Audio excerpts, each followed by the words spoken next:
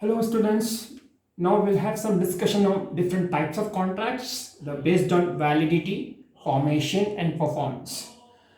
Under the first validity, the first type of contract, valid contract, it means the contact the two parties or the contact with two parties, they have finished, that means they have performed their obligations. That means all the essentials of valid contract are present in that valid contract. That means the transaction between two parties have been performed. For example, person A is selling house to person B for some amount. Person A sells the house to person B pays the amount. Okay, so the contract has been fulfilled following all the essentials of valid contract. The second is void contract here. Now there is a difference between void contract and void agreement. It's a very important point in the examination. So we'll discuss about the void contract and void agreement. Okay, now students, now let us already discuss the part what is a contract, what is an agreement. Okay, now what is a contract? I am writing in short form. C is equal to, okay, what is C? A plus E L.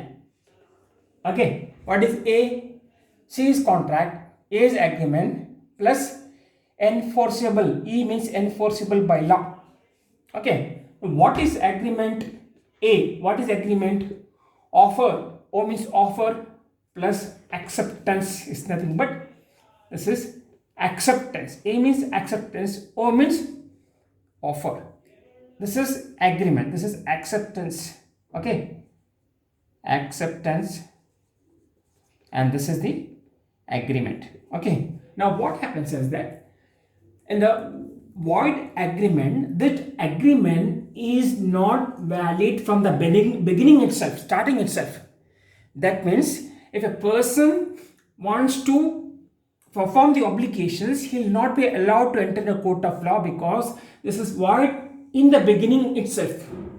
Okay, it has no legal binding, it has no legal validity, and it is not enforceable by law. This void agreement is not enforceable by law and it has no legal validity. So therefore, it is nullified in the beginning, right from the starting of the agreement. Okay, so this cannot be stand in the court of law. This agreement is useless, we can say. Because why it is useless? Because it have no legal binding. For example, if you're making an agreement with the minors, or if you're making an agreement with the unsound people, or mentally retarded people, or insolvent, okay, that is not enforceable by the court of law. That is called void agreement. Now what is the void contract? Void contract, it is enforceable in the beginning. Void contract, it is enforceable in the beginning, but what happens after making contact? The subject matter has been destroyed. For example, a person wants to buy a car tomorrow morning, a specific brand, a particular car, and the car is lying in godown. Today, he made an agreement that I'm going to buy the car and I will be paying the amount to that person. But suddenly what happens? The car in the godown has been destroyed by fire. In this case, what happened? The subject matter has been destroyed. Therefore, that contract is called the void contract. It is legal in the beginning. It is valid from the beginning. But after some time, the subject matter has been destroyed. Similarly, with, let's say we have selling the product to Pakistan or to China.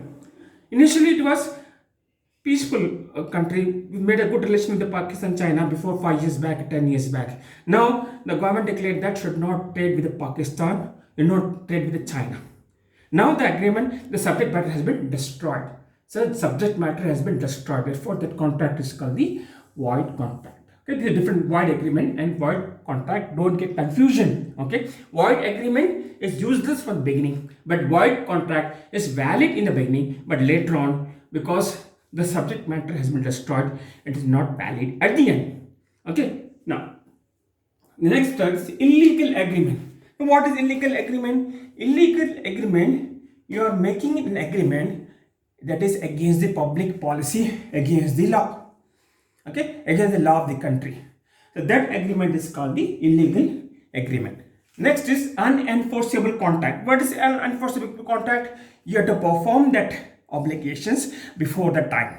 Okay, if time crosses, there's a lapse of time, that contract becomes unenforceable contract. Due to lapse of time, due to time period is completed, you're performing the contract, that becomes unenforceable contract. Okay, this is expires because of time. Okay, next, based on formation, express contract. Express contract means you express in oral or written language. Suppose you want to sell the product, you express in terms of oral or written language.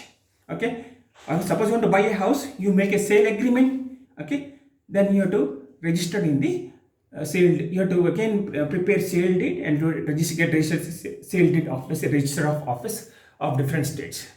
Implied contract, there is no written or oral agreement. Suppose you want to enter into a bus, you have to pay the ticket. There is no contract, written or oral contract. By default, it becomes contract. That's called implied. Implied means no written or spoken agreement.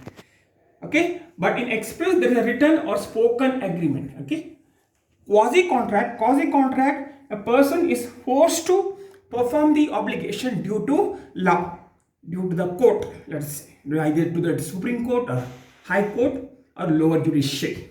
Okay, so government will force you to perform the obligation, that is called the quasi contract. Now third part, performance. On the basis of performance, executed contract means, suppose I am selling the product, I sold the product, I received the money from other person, that contract is called the executed contract. Okay, but second part, executory contract means I am going to buy the house from next month.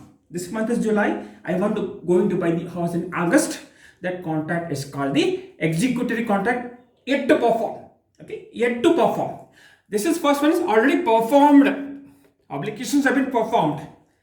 Now, the third one, unilateral contract means, for example, one party will perform the obligation only on the happening of certain event. For example, insurance companies, you are paying premium every month, and suppose take a life insurance, you have to pay premium every month, and when anything happens to you, the insurance company will help you financially. That means contract, the obligations performed by one party only, not both the parties. That's called unilateral contract.